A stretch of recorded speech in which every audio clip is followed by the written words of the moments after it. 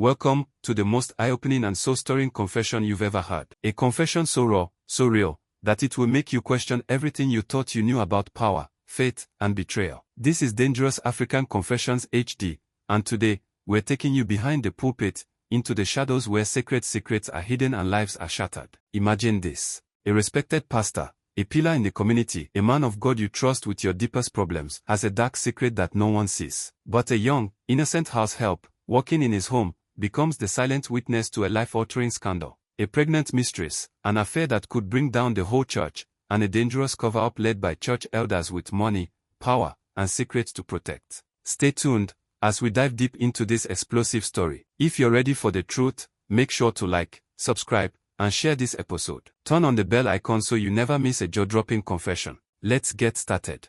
Oma, thank you for joining us. Thank you for having me. When did you begin to suspect there was more between her and the pastor? Honestly, talking about this still makes my heart shake a little. But I've carried it for too long. Going to say this today does not mean I am hating at pastors or anything.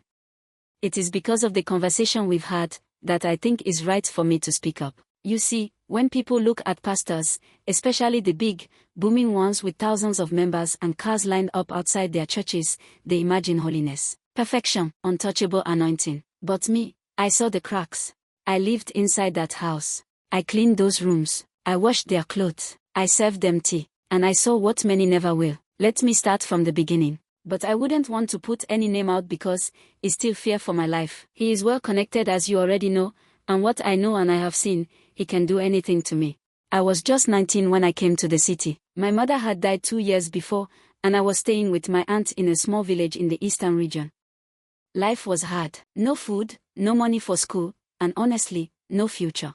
So, when my aunt's old friend, a cousin to the pastor's wife, said there was a house help position in Accra, I said yes without blinking. That is what brought me to Accra in the first place. When I arrived, the house was like something from TV. Tall gates, shiny tiles. Everything sparkling. Pastor and his wife had 3 children, all in boarding school. So, I was mostly cooking, cleaning, and serving the couple. In the beginning, things were peaceful. The pastor was strict, but respectful. His wife, a bit distant, but never wicked. But after about, I will say 9 months, into a year thereabout, I noticed something. A particular woman started coming to the house more often. She was different. Not like other visitors. She didn't come for prayers or meetings.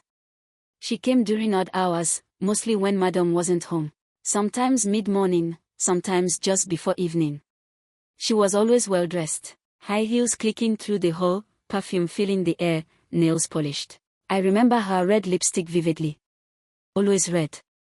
She never treated me like a nobody. From the start, she would smile, ask how I was doing, even help me carry trays sometimes. She'd sit in the kitchen and talk while I cooked. I didn't think much of it at first. I thought maybe she was the pastor's PA or some rich church member. But then, things started adding up. Take your time. What happened next? It was little things at first. She never came when Madam was around. Never. And the moment she entered the house, the pastor would change, like someone trying to impress a date. He'd put on cologne, adjust his shirt, clean his glasses. Sometimes, he'd even ask me, Oma, how do I look? Then there was this particular day. It's still clear in my head. I had just finished cleaning the study. I left the door slightly open because I was rushing to the kitchen. She arrived, and they went straight into the study. I came to knock later because food was ready, but the door wasn't properly closed. I wasn't trying to see anything. But what I saw, they were on the couch, too close, laughing in that private, flirty way. And the way he was holding her hand, that wasn't holy. I froze. My chest tightened. I backed away quickly and returned to the kitchen. From that day, I knew. And yet, I said nothing. Because I needed the job. I couldn't risk being sent back home with nothing. And because she treated me kindly. More than anyone else in that house. Over time, we grew closer. She'd bring me clothes, give me some of her old perfumes. Sometimes she'd even tell me, "You're the only one I trust now." She'd stay for hours, especially when pastor's wife traveled. They'd cook together, laugh, even go into the guest room sometimes and come out looking disheveled. I knew. But I kept quiet. Until the day she came to the house, crying. That was the pregnancy day. Yes. It was a Sunday evening. Pastor's wife had traveled for a women's retreat. The house was quiet. I was in the backyard when I heard the front gate open. Sandra, that's what I'll call her, entered in a hurry. Her face was wet with tears, no makeup, no heels this time. She went straight to the study. I followed slowly, pretending to clean the corridor. Then I heard it. She shouted, "I'm pregnant." I froze. My heart raced. He didn't believe her at first. Then he got angry and started questioning her if she wanted to ruin him. They had a lengthy argument. To tell you the truth, that night, they argued like a married couple. It was explosive. I stood in the kitchen, hands shaking. I couldn't believe this was the same man who preached about purity and grace every Sunday. Later that night, when he had left for a meeting, she came to me. Her eyes were swollen. She said, "I'm in trouble. He wants me to remove the baby, but I won't." I didn't get pregnant alone. She sat in the room and poured her heart out. She showed me text, voice notes, pictures. She said if he abandoned her, she'd expose everything, the affair, the pregnancy, the money he had been giving her secretly. She wasn't bluffing. And from that day, everything spiraled out of control. Did the pastor ever acknowledge what happened? The pastor started avoiding her. No more visits. No more text. He even blocked her. That is according to Sandra, when the issue came out before the elders and they were trying to settle it. She said it all. She tried reaching him through other church leaders. Nothing. That was when the threats started coming. She called one of the junior pastors and told him everything. Said she would go public, radio stations, bloggers, even newspapers. She said, if I go down, he's going with me. That's when the elders got involved. I remember the first time they came to the house. 3 of them. Old men, highly respected. The elders met with her privately, and I know this because she now was like a sister to me. So she told me everything. She said they offered her money. A huge amount. I saw the check myself. My hands trembled when I held it. They begged her not to destroy the church. They told her, the church is not one man. Think of the souls who will fall if this comes out. They promised to pay for everything, pregnancy care, hospital bills, an apartment outside the city, even a monthly allowance. At first, she refused. But I think she realized how dangerous things were becoming. Because she told me that she feels they're watching her. And that she doesn't feel safe. After 2 weeks, she took the deal, signed an NDA, packed her things, left town. The next Sunday, he stood in the pulpit, white suit, shiny shoes, and preached on holiness in the secret place. I stood by the back door, tears in my eyes. I couldn't believe the hypocrisy. His wife, this woman, I feel for her. She had no idea. You see, the elders were like brothers to his wife. And for them to have buried the issue like that, I started thinking, they are in it together with the pastor. The truth was buried. I stayed a few months longer. Then I left. I couldn't live in that lie anymore. What would you say now to people who still blindly trust their pastors? I would say, don't follow men. Follow God. Men can fall.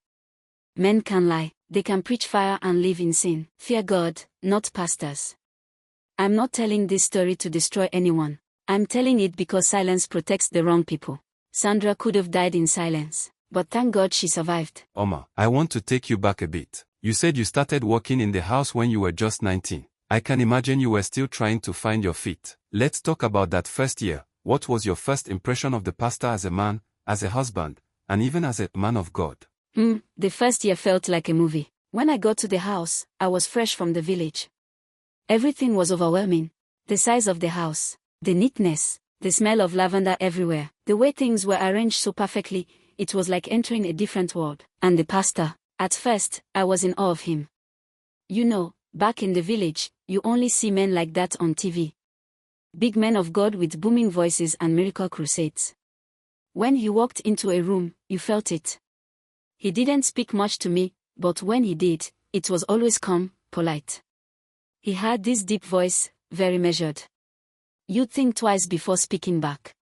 And he carried himself like royalty. He had a strict schedule. He prayed in the morning between 5 and 6, took his tea afterward, then went into his study till noon. No one disturbed him there. After that, he'd either go to the church office or have counseling sessions in the house. And I must say this, during that first year, I didn't see any signs of this other side of him. He was focused, serious, and even affectionate toward his wife when she was around. But looking back now, I realize it was all image control. Carefully packaged.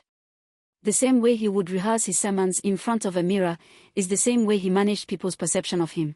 You mentioned his wife earlier. What was she like during that period? She was a quiet strength. A bit strict, especially with me, but not wicked. She had a way of moving through the house that made you straighten up immediately. She wore simple clothes at home, always neat, always dignified. She didn't talk much, but you could see she was educated, organized, and very protective of her husband's image. She managed everything, from his clothes to his travel to the church women's wing. If guests were coming, she'd direct the menu. If media people wanted to interview him, she'd filter the questions. But what I noticed, even in that first year, was that they weren't connected emotionally. Not like a couple. They had separate bedrooms. I found out when I was cleaning. His room was always neat, books, suits, oils, and that giant Bible that never moved. Hers had pictures of their kids, soft pillows, and Christian novels. One shocking thing is that they never sat together to watch TV. It was almost like they were business partners. Respect was there, but love, I didn't see it. And I think that emotional distance gave him the space, the freedom, to invite temptation in. So that brings me to the next question. What do you think made the pastor so bold to start bringing another woman into that house, his matrimonial home, especially with you present? Let me be honest, that kind of boldness doesn't happen overnight. It grows, little by little. I believe the pastor had mastered the art of appearing righteous so much that he began to believe his own lie. He built an image that no one dared question. He was the man of God, the oracle, the voice of the city. People knelt when he passed. Women cried during his prayers. Men sowed seeds just to sit close to him. So, who would dare suspect that this same man could bring a woman into his home, not for counseling, but for pleasure? And remember, I was just a house girl. In his mind, who was I to talk? He never really feared me. He assumed I was too small, too dependent, too powerless to speak. And honestly, he wasn't wrong. Back then, I was afraid. Afraid of losing the job.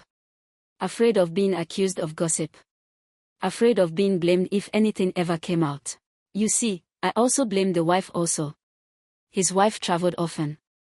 She was constantly on the move with church programs. Sometimes she'd be gone for a week, other times, just the weekend.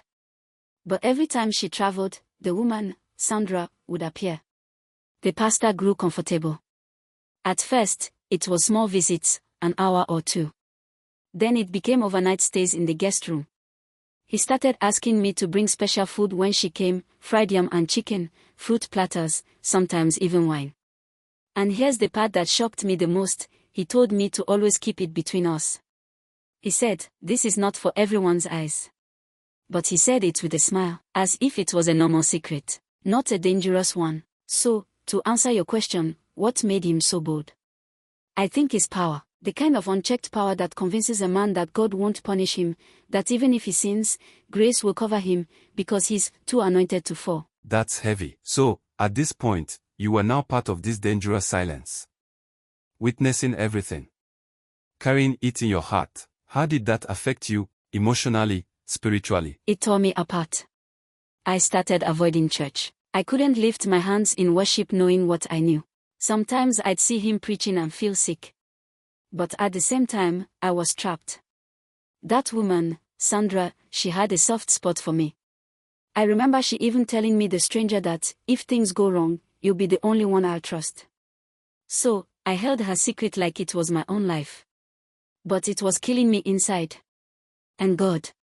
I struggled with him. I kept asking, Lord, why are the wicked prospering? Why is this man growing richer, more famous, while living in sin? But God didn't answer immediately.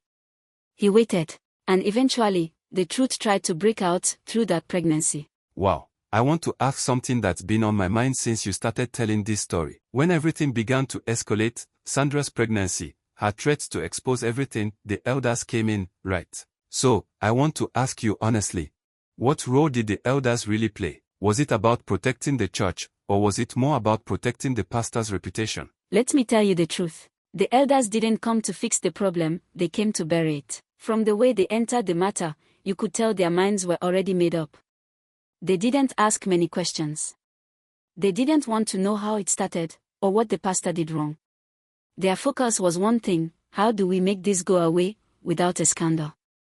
You see, they sat down with Sandra, not to comfort her or show concern, but to negotiate silence. They offered money, plenty of it. They promised her a car, a new apartment, even business support, all if she would just keep quiet and carry the pregnancy with dignity. And when Sandra refused at first, when she said she wanted the world to know how the pastor used her and left her hanging, they started changing their tone. They went from fathers in the Lord to politicians in suits. They said things like, "You want to destroy the man of God because you didn't get your way. Women like you are the reason ministries fall. How do we even know the child is his?" Can you imagine? The same man she had been sleeping with in their own pastor's house, now they were questioning her integrity. They started calling her names behind her back. Others said she was sent by the devil to destroy the church. One elder's wife even came to the house one evening and said, "This is why we tell our men not to be too friendly with girls like her. They are beautiful outside but dangerous inside."